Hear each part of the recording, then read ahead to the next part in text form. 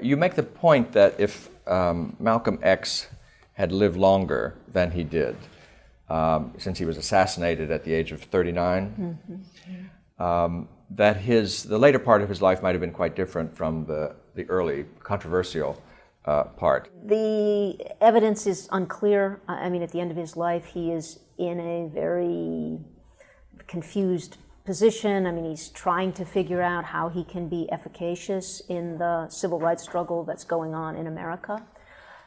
So to the extent that he's thinking about that, and that he is a very smart person, he's beginning to think more politically, I think beginning to think more prudentially.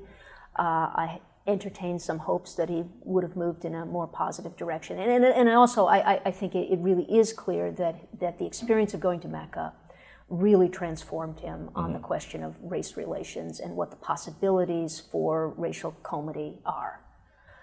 So that he was just much more willing to think that blacks could find a place within America and that you could have a successful biracial society. And his conversion, if that's the right word, to Islam, more Orthodox Islam. To more Orthodox Islam, it would, in this case, and we're not familiar with that many of these cases, I'm afraid, these days, be an instance of moderation. Yes.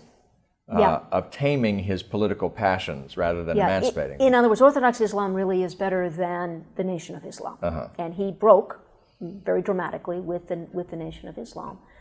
Now, there is also the possibility that, I mean, he was also going in this sort of internationalist direction. He was spending a lot of time in the Arab world and in Africa, and making connections with all of these figures, including on various sides. I mean, meeting with Nasser, but also meeting with the Saudis, sort of cultivating all of these connections. Do you point out, I believe you do in this piece, that revolutionary Iran, fundamentalist Iran, was the first country to issue a postage stamp with Malcolm X on it? Malcolm X, so, yeah.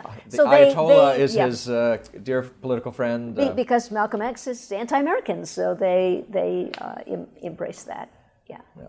Well, I must say, even the later Martin Luther King's political career is disappointing for exactly for the reasons that you brought up earlier in this interview, that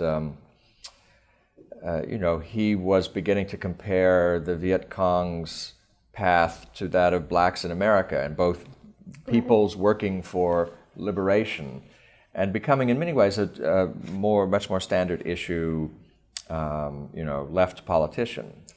Yeah, so I guess I see King's trajectory going sort of in the wrong direction. Down. And Malcolm X is going in a somewhat potentially better directions. So there may have come a point where their paths sort of crossed. Their paths would cross? Yeah, and also just the fact that, Malcolm X was such a rebel and contrarian. I mean, he might have ended up a real conservative there at some point. Wow, that's a stretch. We determined he did not vote for Barry Goldwater. Did we? Well, I don't... There was a discussion in the afterglow of your article on one of our new features on the web, on our webpage at www.claremont.org, in which this question was debated somewhat. Yeah, I mean, his endorsement of Goldwater was not an endorsement, I like him, he's the best guy out there, or he's the one I'm going to vote for. He said, at least Goldwater tells the truth. But he didn't urge people to vote for him. No. Did he? No, he just said, he said something nice about Goldwater, basically. Yeah. Now, does he remind you more, Malcolm X, does he remind you in any way of Barack Obama or of Jeremiah Wright? I must say that when I read his condemnation of America, which recalls somewhat the "Goddamn America" speech or sermon famously that Jeremiah Wright gave from his pulpit, and in his Malcolm X's willingness to play the victim. I mean, to describe himself as a victim of America and of Americanization. He reminded me somewhat of Jeremiah Wright.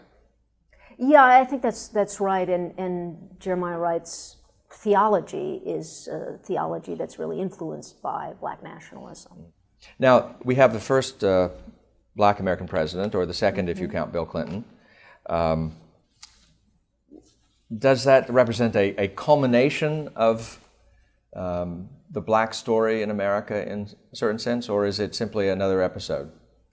Does it say anything about, the place of blacks and of the outsider's point of view in American life? Well, it certainly says something good about America in that a portion of the population that is a real minority, a member of that race is elevated to the presidency. I don't know that Frederick Douglass ever thought it would happen. But he said that presumably to lower expectations, right? I mean, he wasn't calling for, as it were, that kind of achievement for victory. I mean, right, but in a way, the test that he was calling for was maybe a harder test. Could we really live as common citizens of a common country under the same laws? And in certain ways, I don't know that we've really met that test yet. That seems to me a more rigorous test than whether we elect the first black president. Yes, and does it how does it affect the question that race is to some extent now a question of self-definition? I mean, Barack Obama could, he has one black parent and one white parent, so he could call himself mixed race, he could be a sort of Tiger Woods figure, but he very early, for psychological and other reasons that he talks about at great length in his autobiography, decides to be a black and to call himself a black and to join a black church and to sort of connect to the civil rights movement and to do all these things so that he will have a black identity. Yeah, so it means that we're not quite at the place that Douglass hoped we would eventually get to, where color is really sort of doesn't matter, and even in a physical sense, it disappears. I mean, that's what Douglass looks forward True to. integrationism. As the ultimate, still, it's interesting that for Obama, this is something that is crafted, right? His black identity. It's something that he longs for. He has a kind of race hunger. Yes. And there, I think, actually, Malcolm X was probably important for Barack Obama. It was a way in which he could embrace a black identity. He speaks of it in that way in the autobiography. That's right, he mentions it. He does bring it up.